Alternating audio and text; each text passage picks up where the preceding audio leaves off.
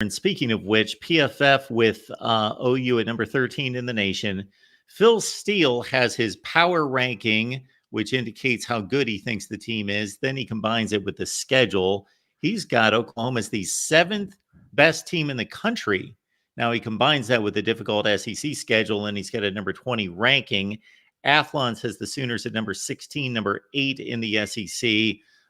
How much of that's reality versus just giving Oklahoma its typical due respect as a brand?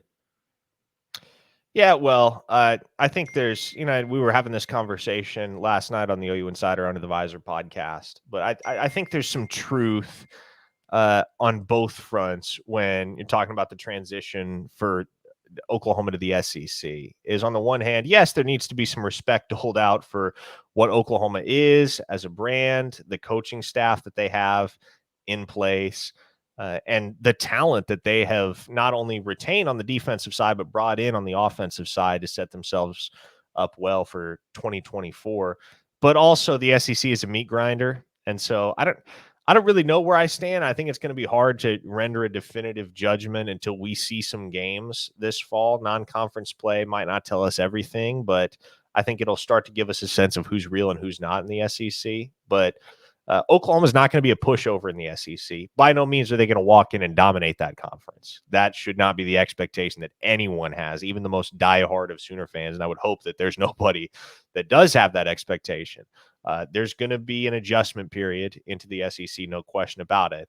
But Oklahoma's not going to jump into that conference and be an also-ran. That is not their standard. That is not their expectation. And you look at the talent that they have on both sides of the ball heading into 2024. That's not a 6-7 win team. That's an 8-9, maybe 10 win team.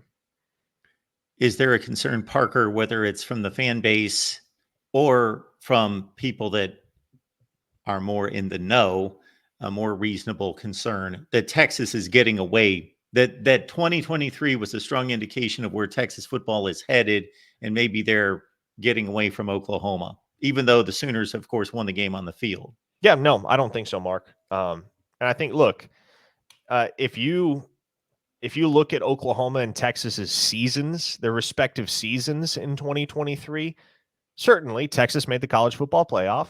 Oklahoma went to the Alamo Bowl. The Longhorns won 12 games. They were 12-2. Oklahoma was 10-3. So there's some separation there. But Oklahoma lost a couple of the close games that they played with ranked opponents in Kansas and Oklahoma State. Those were their two losses in Big 12 play. And Texas escaped when they were challenged by a couple of those same, and not even ranked. Yes, Kansas State played them close at home. That game went to overtime. They got to run for their money from Wyoming in non-conference play. So I think there's a Houston. and Houston, exactly, Houston. And so there were several of those games for both programs, right, that could have gone either way. And I think the way that many, and this, I don't think this is exclusive to Oklahoma fans, I think the way that many are looking at it is there's a degree of variance, of fluctuation there that just happened to fall in Texas's favor in 2023, and the degree of separation between those two programs in 2024 and beyond is not terribly large. I might even say, and look, Mark, Texas has a much easier schedule than Oklahoma in 2024. Much easier. Texas ought to win more games looking at their schedule versus Oklahoma's. But I think Oklahoma's got the better roster in 2024. You look at all that Texas lost. They had 11 players drafted, which, hat tip to them. Steve Sarkisian and his staff, they're developing.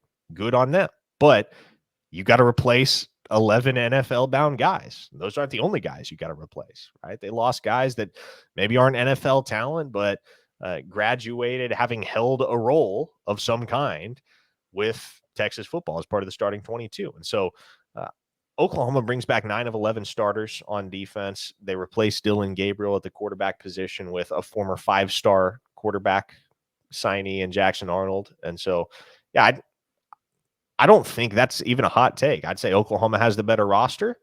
I'd say Texas is set up better from a scheduling standpoint. And I think it's going to be really, really interesting to see which of those two teams comes out with the upper hand record-wise this fall because of that give and take discrepancy there.